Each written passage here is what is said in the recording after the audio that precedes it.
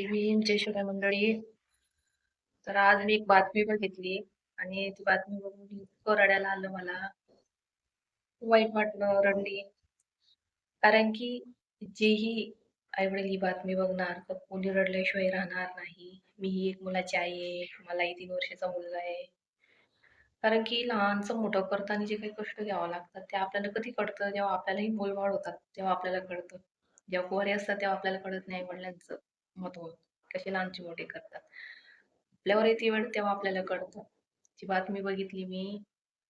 दिल्लीचा राहणारे होते ते. तर तो मुलगा दिल्लीचा होता. हरीश राणा नाव आहे. तुम्हाला स्क्रीनशॉट पण लावलेला आहे मी. हरीश राणा त्याचं नाव आहे. तर 13 वर्षापूर्वी घडलेली घटना आहे. 13 वर्ष झाली तिला आज. तर हा बीटेकचे शिक्षण घेत होता आणि ज्या वसतिगृहात तो राहत होता त्याच्या 4थ्या माळेवरून तो खाली पडला. तर तो कसा पडला हे माहित नाही. तो पडला, त्याला पाडण्यात आलं किंवा काय असेल ते.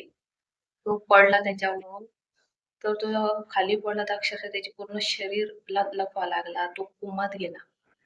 13 वर्षापूर्वी जेव्हा तो कोमात गेला तर आतापर्यंत तो कोमात आहे. तर आई-वडिलांनी त्यांचं राहतं घर विकलं, त्यांची काही प्रॉपर्टी असेल ती विकली आणि त्याला खर्च केला त्याच्यावर.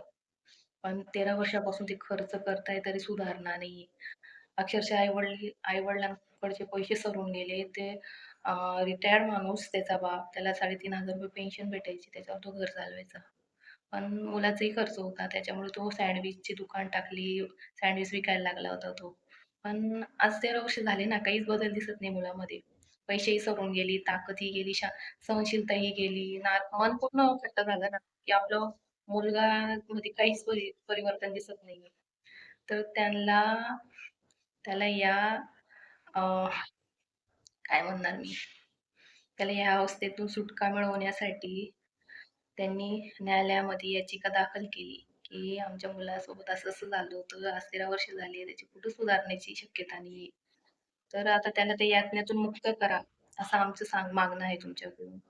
त्यांनी काही वर्षापूर्वी ही याचिका दाखल केली होती, तर कोर्टाने त्याच्यावर विचार केले.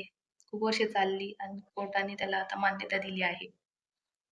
मान्य केलं आहे ती याचिका, की जर 13 वर्ष झाले, जर परिणाम मुलामध्ये बदलच काही दिसत नाहीये, सुधारण्याची काही. आणि फक्त एक एका त्या यातनेतून त्याला मुक्त करताना त्याच्या कुठे काही त्याच्या प्रतिष्ठेला धक्का लागणार नाही. अशा गोष्टीतून तो मुक्त व्हायला पाहिजे असं कोर्टाने सांगितलं.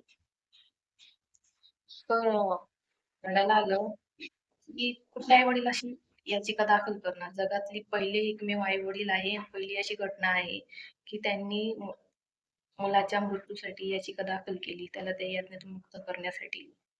अशी मी प्रार्थना करते, की असं काही कुठल्याच आई-वडिलांवर घडू नये. असे दिवस कोणावर येऊ नये.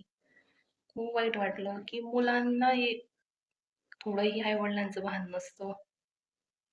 काही कळत नाही. आई-वडिलांवर किती दगड कोसळला, म्हणजे किती त्रास त्यांना 13 वर्षापासून झाला होता आणि त्यानंतर ही याचिका टाकल्यावर किती मोठा त्रास झाला असेल. त्याला वाचवण्यासाठी अख्खं ते पूर्ण त्यांनी प्रॉपर्टी सगळ्या विकून टाकल्या आणि आज त्याच्यासाठी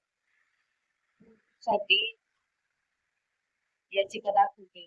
पण त्रास होतो. खूप आत्माचा जीव वाढसाठी किती प्रयत्न करतो.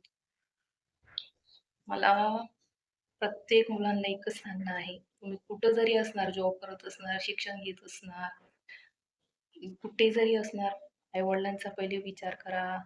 तुमच्या वयामध्ये तुम्ही काही काम हरकती करता, तुमचे हार्मोन्स असे असतात, 20-25 वर्षाची मुलं असतात, की त्यांना भान नसते, ते काय करताय म्हणून.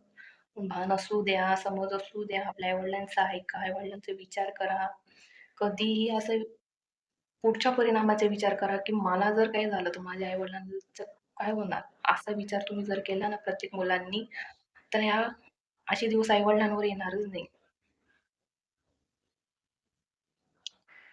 खूप वाईट वाटलं ऐकून. एकच सांगेल, की प्रत्येक मुलांनी काळजी घ्या आई-वडिलांची. म्हणतात ना जोशमध्ये होश वगैरे नका, तुम्ही तुमचं भान नका जाऊ देऊ. कुठे जरी असेल स्वतःची काळजी घ्या, आई-वडिलांची काळजी घ्या. सांगेन मी या व्हिडिओमधून. जय भीम, जय शिवराय.